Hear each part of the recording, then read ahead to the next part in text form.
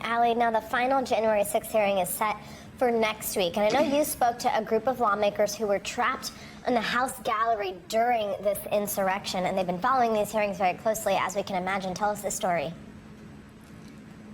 Yeah, Savannah, at the back of every single one of these rooms are some section of these lawmakers who are part of a group that they never asked to be a part of. I sat down with just some of them who represent multiple waves of people who were evacuated from the House gallery. And just to give you a sense before we show you this interview, this is the area of the House chamber that is above the House floor. When everyone else was evacuated, they had to stay in place. And this is how they think back on that day now through the lens of what they're seeing now in these hearings. Watch. The haunting pounding that just made my own heart race. At the back of every January 6th hearing sit a group of people who uniquely know the searing sounds and scenes of the insurrection because they barely survived it. I thought that we all could have died that day. The dozens of lawmakers trapped in the gallery of the House chamber now refer to themselves as the Gallery Group. Their colleagues on the House floor already escaping when rioters breached the building.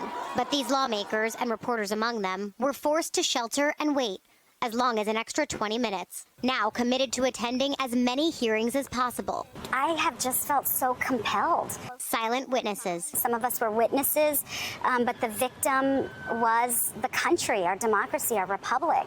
And it's like having to be there as a way to try to seek justice. Not that it's been easy. And it's very traumatic. It's triggering. When a colleague isn't within arm's reach, a year-long group text between members has been a critical support structure. Because that day, they all imagined the worst. I thought we were going to be gunned down. Veronica was wearing a beautiful white jacket, and she was standing up, and I'm hollering because I'm now picturing what you pictured. The possibility of an assault rifle just spraying across, like we were at a peanut gallery, a shooting gallery at a carnival. And I remember hollering, Veronica, get down, because she was such a target. On Thursday, these members will likely be both viewers and part of the story. What we think will be shown to the American people is that we ducked into the elevator, and it's 30 seconds until these rioters are in that hallway. The committee's final hearing set to spotlight the minute-by-minute accounting of the 6th, juxtaposed with former President Donald Trump's hours of inaction to stop it. That's likely their last hearing, though they won't say for certain, with the investigation still active. For those who experienced the 6th, the conversation often centers on the violence of that day and the loss. On a personal level, yes, but also for the country, in its ability to trust its foundational democratic principles, like a peaceful transfer of power, be upheld. These hearings now provide the possibility of reclaiming some of that. We are getting something back, which is something we have been clamoring for the last 6 years, which is the truth. It's made me far more determined to fight for our democracy in a way like never before.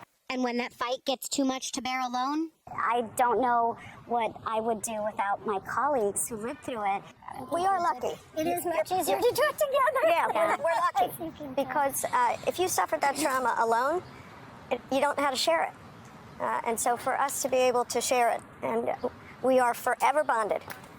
No matter where our career paths take us, we will be forever bonded by that difficult day and the good people we were near. This is still such a raw moment up here on Capitol Hill, Savannah, and I think as we're watching these hearings, there are, of course, the political conversations that happen around them. Those cannot be avoided. But the thing that I continue to think of are the people who continue to bear witness to this, like those 3 lawmakers there, but also the Capitol police officers and the reporters in many cases who are covering this, who all have personal connections to that day and are witnessing it now as their own form of accountability.